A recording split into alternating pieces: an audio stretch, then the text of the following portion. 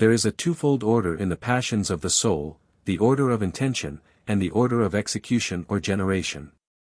The principal passions should therefore be taken either in the order of intention, and thus joy and sadness, which are the final passions, will be the principal passions. Or in the order of execution or generation, and thus love will be the principal passion. Therefore joy and sadness, hope and fear should in no way be called the four principal passions. Obj. 3. Further, just as daring is caused by hope, so fear is caused by despair. Either, therefore, hope and despair should be reckoned as principal passions, since they cause others, or hope and daring, from being akin to one another. On the contrary, Boethius, de Consolidate I, in enumerating the four principal passions, says: banish joys, banish fears. Away with hope, away with tears. I answer that, these four are commonly called the principal passions. Two of them, viz. joy and sadness, are said to be principal because in them all the other passions have their completion and end, wherefore they arise from all the other passions, as is stated in Ethic. 2:5. Fear and hope are principal passions, not because they complete the others simply, but because they complete them as regards the movement of the appetite toward something, for in respect of good, movement begins in love, goes forward to desire, and ends in hope. While in respect of evil, it begins in hatred, goes on to aversion, and ends in fear. Hence it is customary to distinguish these four passions in relation to the present and the future, for movement regards the future, while rest is in something present, so that joy relates to present good, sadness relates to present evil. Hope regards future good, and fear, future evil. As to the other passions that regard good or evil, present or future, they all culminate in these four. For this reason some have said that these four are the principal passions, because they are general passions, and this is true, provided that by hope and fear we understand the appetite's common tendency to desire or shun something. Reply Obj. 1. Augustine puts desire or covetousness in place of hope, in so far as they seem to regard the same object, viz. some future good. Reply Obj. 2. These are called principal passions, in the order of intention and completion. And though fear and hope are not the last passions simply, yet they are the last of those passions that tend towards something as future. Nor can the argument be pressed any further except in the case of anger, yet neither can anger be reckoned a principal passion, because it is an effect of daring, which cannot be a principal passion, as we shall state further on. Reply Obj. 3. Reply Obj. 3. Despair implies movement away from good, and this is, as it were, accidental, and daring implies movement towards evil, and this too is accidental. Consequently these cannot be principal passions. Because that which is accidental cannot be said to be principal. And so neither can anger be called a principal passion, because it arises from daring.